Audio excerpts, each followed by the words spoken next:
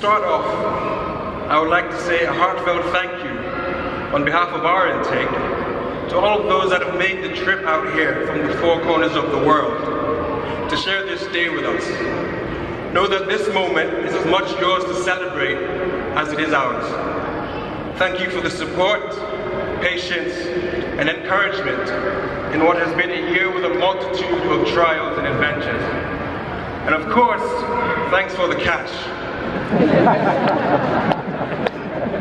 I would also like to say gracias por un año tan bonito to the IE staff. Eric, the EMBA team, the professors, the recruiters, careers team, the cleaning crew, everyone. And last but not least, we can't forget to thank Do Eat. Every one of you, has put so much work and love into providing an amazing program and giving us such a special experience. We cannot thank you enough.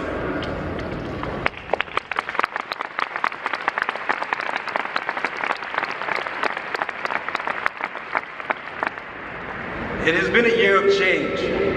The Brits chose to Brexit. Brangelina consciously uncoupled. Samsung now produces and sells grenades. Portugal won the European Cup. No one quite knows how. And the Chicago Cubs won baseball's World Series. Probably the only person that could have predicted all this was Donald J. Trump. The year started for us on a freezing cold morning in January, where each of us would meet our colleagues, friends, and partners for the next year.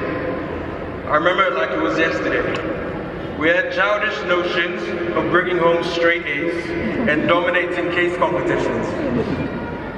About 100 tests, 200 presentations, and 1 or 2 A's later, we've stumbled across the finish line and finally earned the right to be called IE MBAs.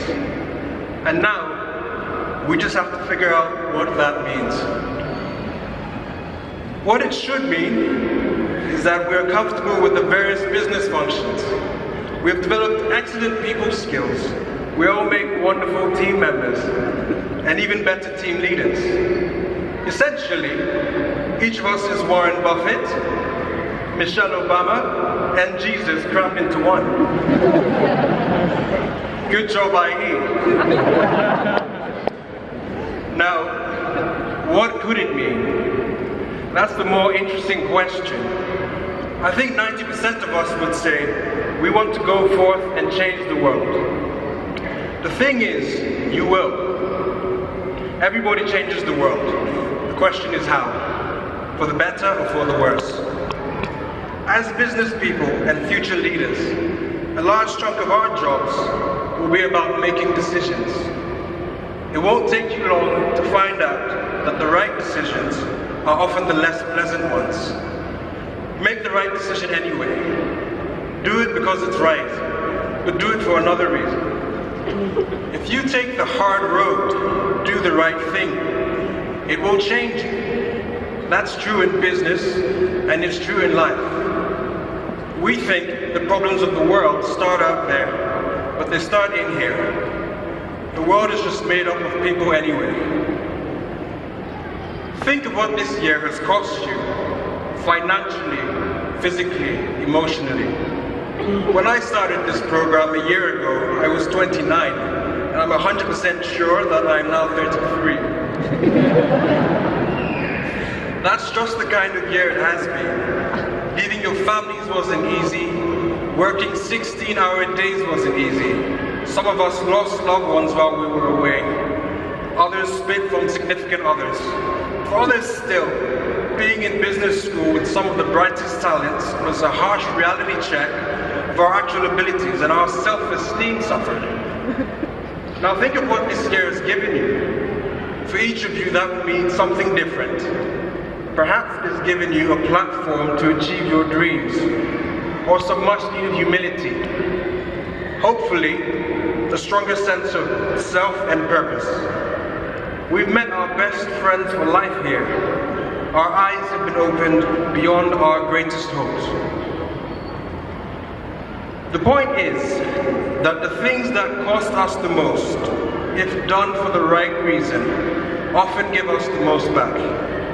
The quick fixes, shortcuts, and instant gratification that life offers will only give us fleeting glimpses of happiness, and like a flash, they're gone, leaving us empty. To drink deeply from the well of life, you have to go toe to toe with it. Wrestle it to the ground. Ask it the big questions and expect big answers in return. Grab it by the collar until it gives you what you want. And what you really want is an authentic life. A life with meaning. To be true to yourself. To stand up for something. That's what everyone wants. Passionless living and mediocre motivations are simply what we settle for when we think we can't have any better. You have to take the road less traveled over and over and over again until it becomes natural to you. If it was easy, everyone would be doing it. It's not. But I think if we're serious about changing the world for the better, if we think our time here has some meaning, then that change starts here, and that's the cost. I believe we've made a start on that journey. In this intake, if you lost your laptop, classmates would help you buy a new one. If you needed help covering rent, someone would step up. They'd offer you a loan or they'd offer you a bed. If you lost someone, people would gather around you. They would bring you meals and stay the night if needed. We didn't just celebrate together. We also failed together, mourned together, wept together, and got back up on our feet together. That's my experience of what it was to be part of this special group. And now, we just have to take that spirit and share it with the rest of the world. IMBA January Intake 2016. It has been an honor to share this journey with you. This is not goodbye, however. It is good luck. This is not the end. It is the beginning of new journeys and new adventures. To start us off, I would like to leave you with the immortal words of Richard Rogers and Oscar Hammerstein. When you walk through a storm, hold your head up high, and don't be afraid of the dark. At the end of the storm, there's a golden sky, and the sweet silver song of a lark.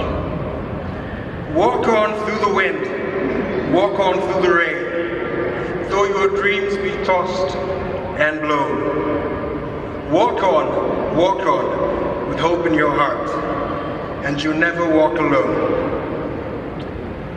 IMBA January 2016. On your brightest days, your darkest nights, I hope you remember that you will never walk alone. Thank you.